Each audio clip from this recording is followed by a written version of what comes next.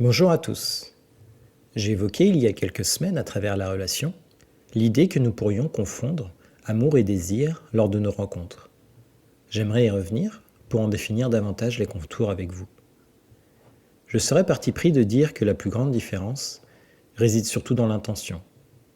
Si l'amour se forge généralement avec le temps, il se veut altruiste, oblatif même parfois, et il nous pousse à prendre en compte les besoins de son ou sa partenaire et éviter à tout prix de lui provoquer des blessures par nos actions et comportements, parfois au détriment des nôtres finalement. L'amour développe la relation dans un souhait de stabilité, de sécurité. Il permet à chacun de pouvoir se confier sur sa nature, ses envies et attentes, dans un sentiment d'acceptation profond. La communication devient alors l'outil principal pour exprimer ce tout. Les désirs, eux, se veulent plus impulsifs, plus instinctifs. Ils exacerbent nos sens et viennent titiller une part enfouie en nous, des besoins souvent physiques, sexuels ou émotionnels, que l'on souhaite assouvir pour notre satisfaction personnelle, parfois dans un sentiment d'urgence, même si ceux-ci pouvaient être amenés à malmener l'autre. Au risque de me faire incendier, les fameux papillons dans le ventre sont plutôt de ce deuxième cas. Ce schéma peut mener à des comportements addictifs, de pulsions, la relation peut être déséquilibrée, faire jongler entre frustration, jalousie, manque de confiance ou prise de contrôle, par manipulation ou par la force. Mais ce n'est qu'une éventualité. Avant d'en arriver là, il est possible, en prenant le temps de découvrir et comprendre notre partenaire, de créer un vrai lien amoureux qui surpassera le côté intense, mais instable des débuts de relation.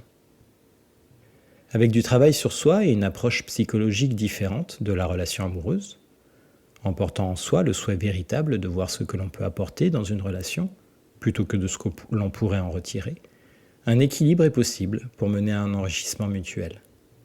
Si vous y parvenez, il y aura moins de hauts et de bas. Vous pourriez même avoir cette sensation d'une relation plus terre à terre. Si vous êtes habitué aux esclandres, peu importe. Savourez ce calme doux et serein que vous aurez mérité. Il sera le témoignage de vos efforts payants et laissera la place à de multiples possibilités.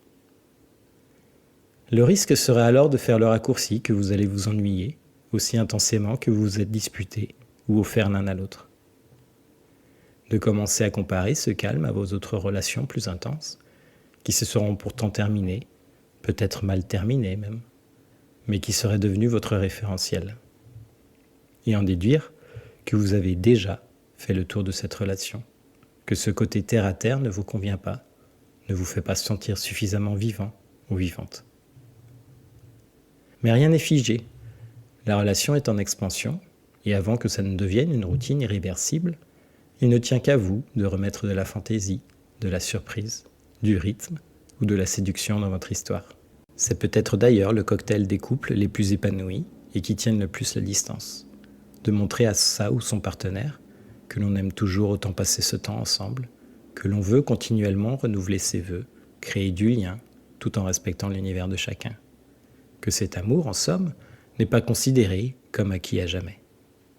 Je vous laisse méditer sur ce dernier point, y réagir sous la vidéo ou sur le serveur Discord, dont le lien est en description. Et comme vous le savez maintenant, 2026 n'y fera pas exception. J'attends avec impatience vos musiques et vos chansons. À très vite.